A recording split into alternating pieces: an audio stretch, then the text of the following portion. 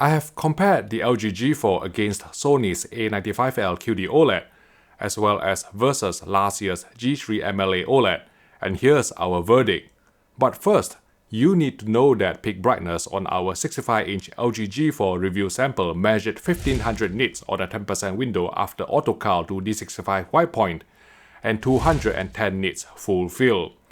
These figures were not substantially higher than those produced by last year's LG G3, and indeed, this was the peak brightness we obtained on a 3% window in HDR vivid mode, suggesting that the G4 is using a 2300 nit version of LG Display's second generation MLA OLED panel, instead of the 3000 nit variant. Before you write off the G4, however, LG's 2024 flagship OLED still offers a number of noticeable upgrades over its predecessor. 1. The very modest boost to peak brightness has actually increased color luminance overall. So together with LG's dynamic color boosting technology, brightly saturated colors would come closer to matching those presented by a reference monitor. Of course, QD-OLED TVs, which don't utilize a wide subpixel, such as the Sony A95L, still had the advantage in a handful of scenes that absolutely pushed the envelope of HDR color brightness. 2. Unlike on last year's G3, the dynamic HDR color boosting algorithm is now available in Game Optimizer mode on the LG G4, allowing the newer model to retain the vibrance of brightly saturated colors alongside the lowest latency for playing games. Talking of which, with Game Optimizer mode engaged, input lag measured 13 milliseconds at 60 fps, which could be lowered to just over 9 milliseconds with boost mode enabled. At 120 fps, input lag would drop even further to under 5 milliseconds, which is similar to LG OLEDs over the past few years, ranking among the fastest we've recorded on a consumer TV. I'll talk more about gaming later in this video, but the third aspect where the LG G4 held an upper hand over the G3 was in the suppression of near-black chrominance overshoot, manifesting significantly less flashing artifacts across a number of scenes which have historically elicited this issue on even the best WOLED TVs. However, slightly heavier dithering was used to achieve this improvement, causing certain dark sequences to appear a touch noisier than the G3 and the Sony HX3110 reference monitor. Also, while less frequent, near-black chrominance overshoot was still not completely eradicated on the G4, especially when displaying low bitrate content, such as this HDR10 quantization test pattern played back in SDR, or this heavily compressed SDR broadcast of Game of Thrones, where the Sony A95L QD-OLED and BVM HX3110 dual-layer LCD monitor would present a more stable picture with less flickering. It's not all one-way traffic in favor of the Sony A95L when it came to near-black handling though. Thanks to more granular calibration controls just above black in addition to 1D LUT and 3D LUT autocal support, the LG G4 could be calibrated to provide a closer match to the Sony HX3110 mastering monitor in terms of near-black luminance. Furthermore, the LG G4 did not suffer from color desaturation in low-light sequences, unlike the Sony A95L QD-OLED television.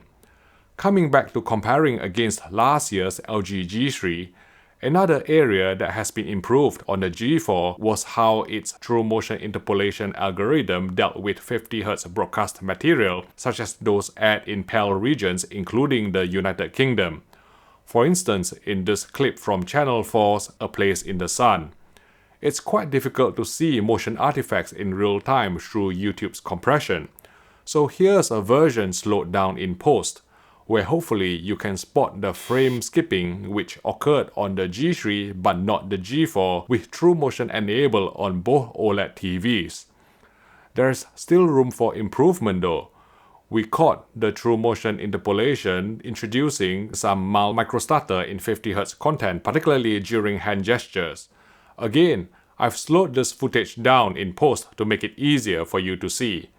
Now, the LG G4 is equipped with a new, more powerful chipset codenamed O24, And perhaps unsurprisingly, there have been several key changes to video processing on the television.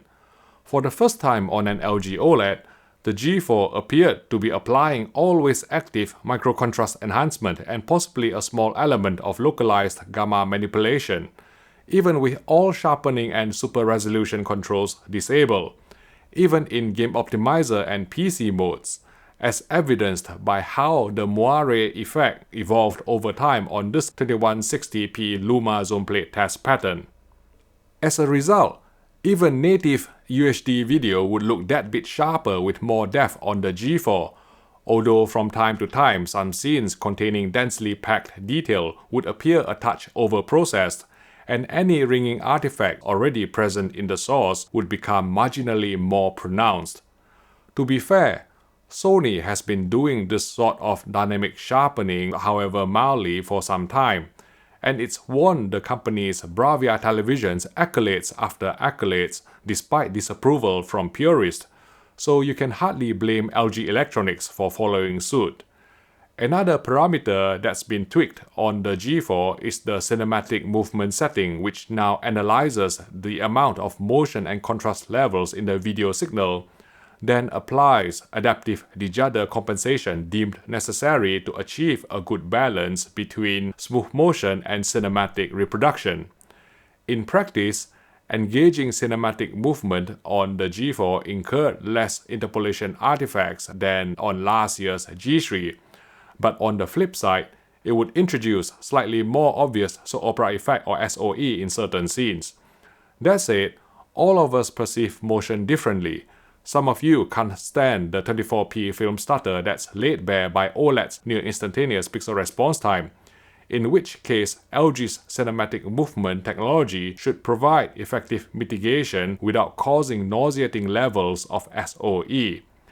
In spite of the new O24 SoC on the G4, unfortunately we did not see any significant improvement in native 10-bit gradation, so there is still visible posterization in the skies of the Martian, which, to be fair, could be smoothed out by engaging smooth gradation, although because the medium and high options would also scrub away more fine detail, we wouldn't recommend going higher than the least aggressive setting of low.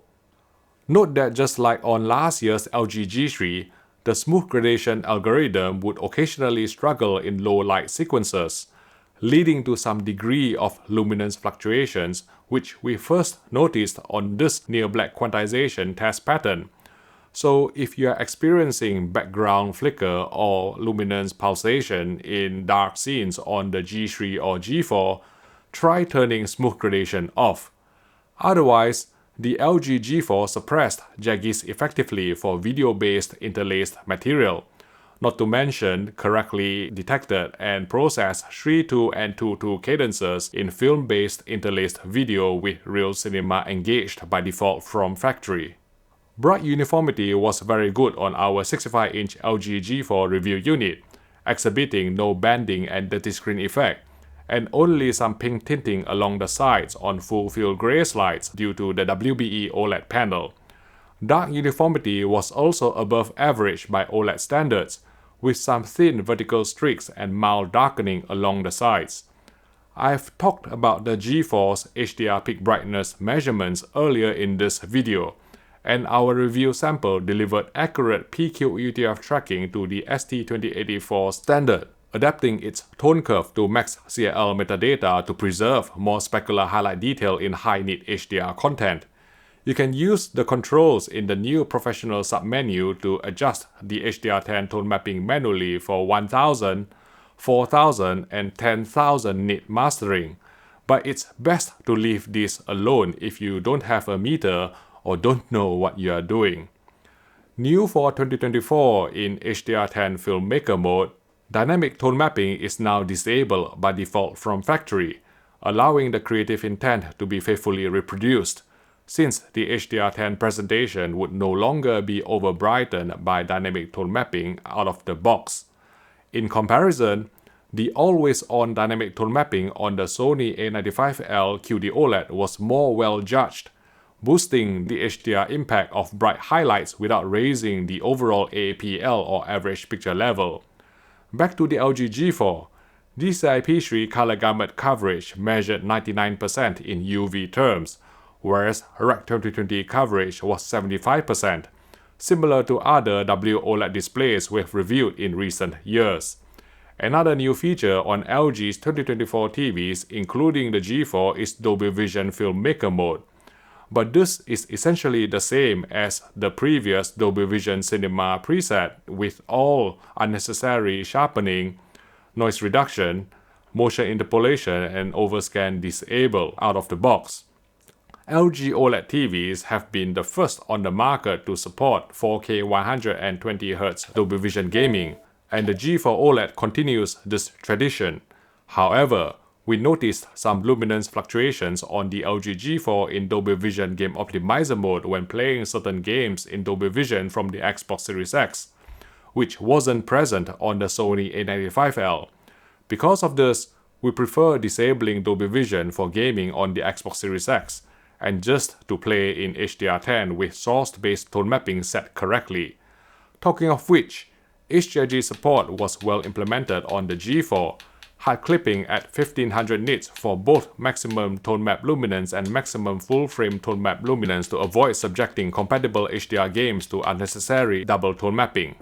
New for 2024, there's support for 144Hz refresh rate, although this needs to be engaged in the user menu by activating the 144Hz booster setting, which, as you can see from the EDIT readout using a Muridio 7G signal generator, ups the maximum VRR range from 120Hz to 144Hz. The LG G4 supports all three mainstream VRR formats of HDMI Forum VRR, AMD FreeSync, and NVIDIA G-Sync to deliver buttery-smooth gameplay without frame drops or tearing artifacts. Like every consumer TV with VRR support we've tested, VRR flicker remained unavoidable in a handful of VRR games. But just like on the LG 32GS95UE 4K OLED monitor, it's less frequent than before, perhaps due to possible low-level gamma compensation on second-gen MLA OLED panels. When checked using our PC, we were surprised to find the LG G4 reproducing full 444 chroma even with the 444 pass-through setting switched off.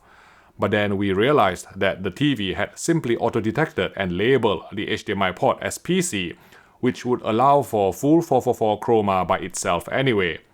The eagle-eyed among you may also have spotted the addition of a new Dolby Vision PC toggle that lets users enjoy Dolby Vision output from a PC that supports Dolby Vision over HDMI, defaulting to the Dolby Vision Game Optimizer mode, which unfortunately tracked brighter than reference and could only be rectified through autocal calibration, thus limiting its usefulness.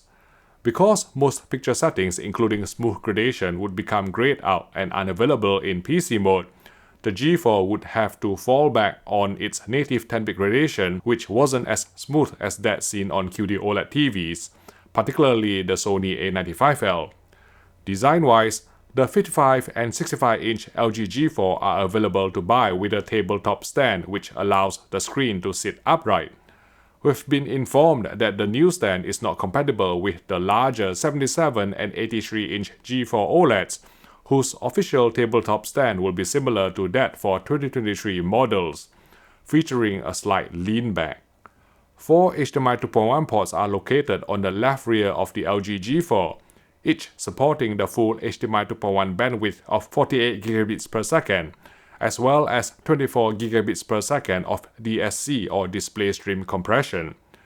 The LG G4 sounded better than last year's G3, especially with Dolby Atmos content, delivering improved dialogue clarity, placement, resolution, and bass extension. Let's sum up.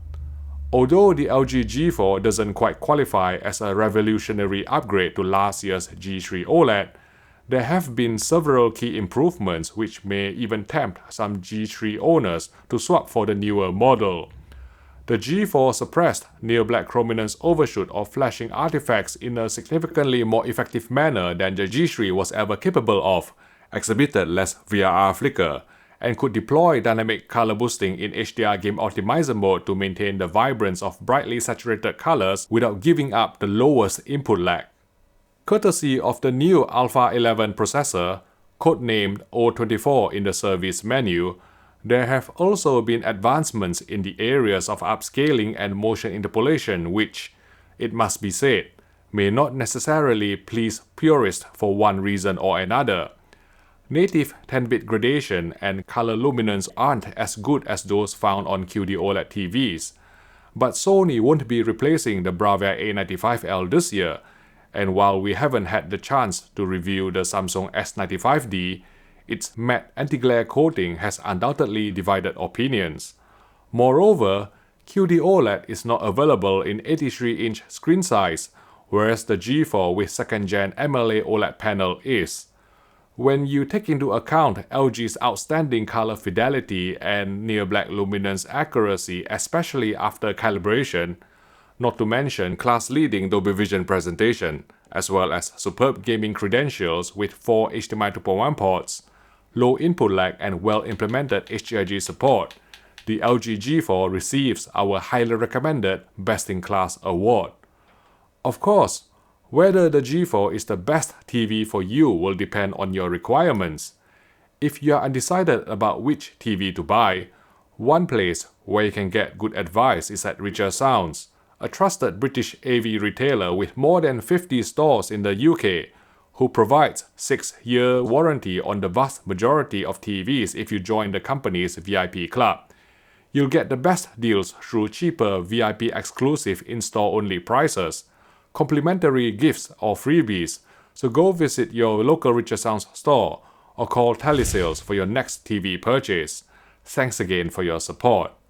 Okay, even though the LG G4 is going to be one of the best 2024 TVs you can buy in terms of picture quality, how does it compare against its rivals?